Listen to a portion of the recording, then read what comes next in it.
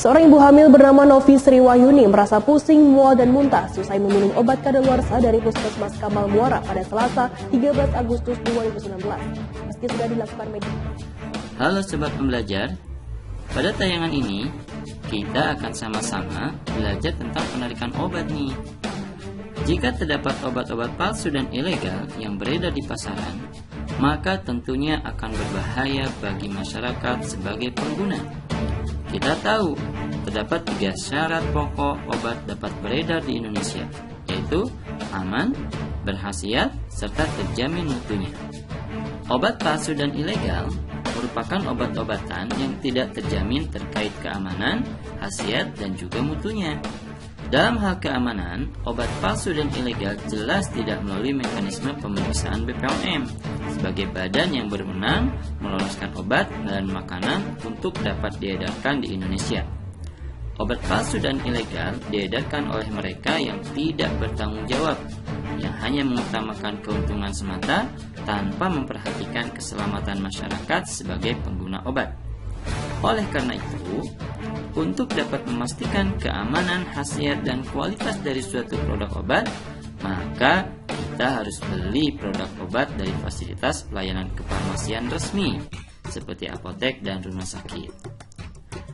Obat yang bermasalah di pasaran sebenarnya tidak terbatas pada obat palsu dan ilegal saja, melainkan juga ada beberapa produk obat yang beredar secara resmi, namun obat tersebut memiliki kualitas di bawah standar, seperti waktu hancur, kadar air, keseragaman kap bobot, volume terpindahkan, keseragaman sediaan, uji disolusi, label yang tidak sesuai, atau terjadi kontaminasi silang saat proses produksi, dan lain sebagainya.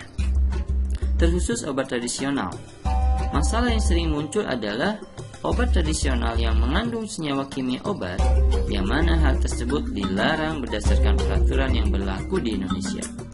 Oleh karena itu, terhadap obat-obat yang bermasalah, maka produsen obat atau pemegang izin edar obat wajib melakukan penarikan produk obat yang bermasalah dari pasaran.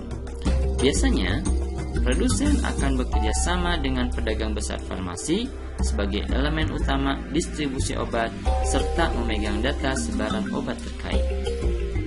Penarikan obat merupakan proses penarikan kembali obat yang sudah diedarkan yang tidak memenuhi standar atau persyaratan keamanan, khasiat, mutu, dan penandaan.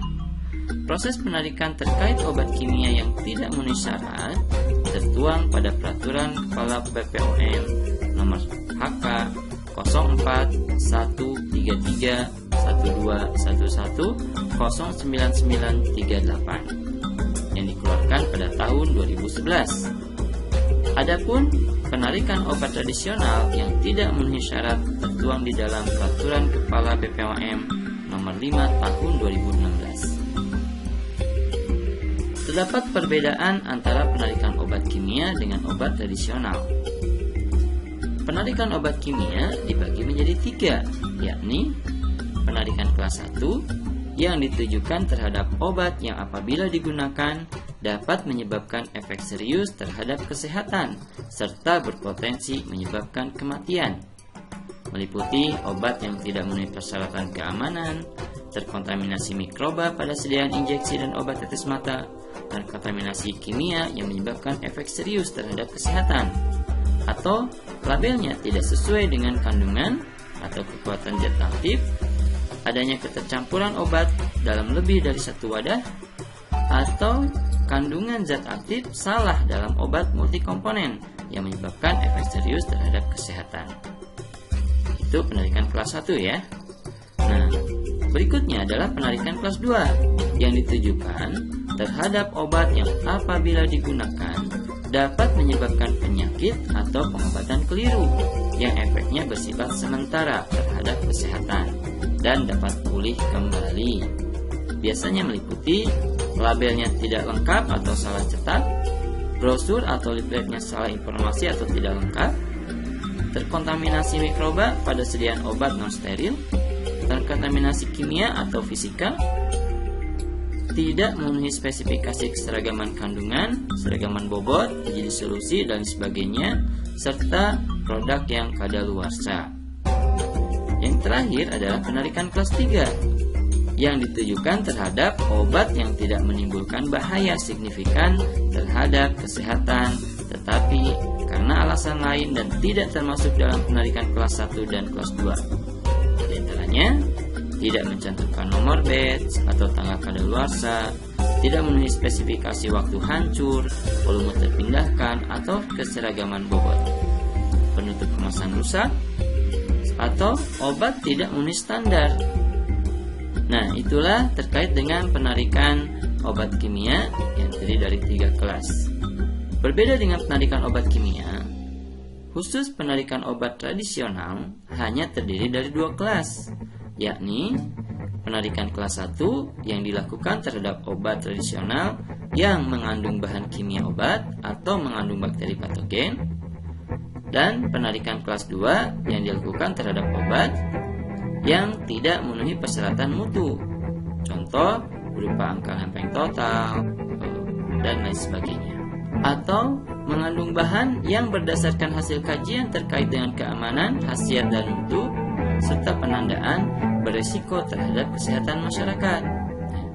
Dan yang terakhir, penarikan kelas 2 dilakukan terhadap obat dengan penandaan yang tidak sesuai dengan persetujuan izin edar. Adapun penarikan obat dapat menjadi penarikan wajib atau mandatory recall apabila proses penarikan obat tersebut didasarkan atas perintah langsung dari BPOM kepada produsen obat, seperti yang tampak pada tayangan. Selain penarikan wajib, juga terdapat penarikan sukarela, di mana proses penarikan didasarkan atas kesadaran penuh dari produsen obat meskipun tanpa ada perintah langsung dari BPOM, seperti yang tampak pada tayangan. Nah, sobat, bagaimana BPOM dapat menemukan adanya permasalahan obat tersebut? Temuan obat bermasalah biasanya berasal dari: pertama, hasil sampling dan pengujian BPOM saat inspeksi mendadak di pasaran. Kedua, sistem kewaspadaan cepat atau Rapid Alert System. Ketiga, keluhan masyarakat terkait dengan suatu produk obat. Keempat, hasil keputusan kepala badan terhadap keamanan atau khasiat obat yang telah dievaluasi. Dan terakhir, adanya temuan kritikal hasil inspeksi tim BPOM atas cara pembuatan obat yang baik.